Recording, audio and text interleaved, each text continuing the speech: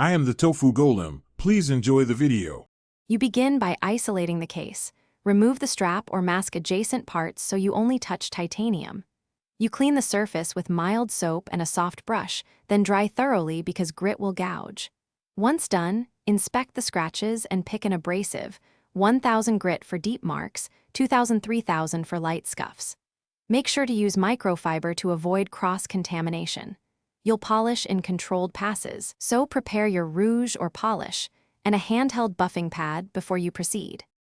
Now you remove surface deformities by sanding. Always move in a consistent direction with even pressure to avoid new cross scratches. Once the scratch pattern is uniform, shift to finer grits and repeat.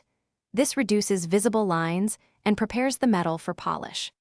After sanding, apply a small amount of jeweler's rouge or metal polish to a soft pad and work in small circular motions, keeping moderate speed and light pressure. Make sure to wipe between stages to check progress and avoid trapped abrasives. You finish by choosing your final texture.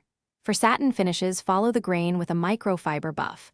For a mirror shine, use a soft pad and gentle pressure until reflective.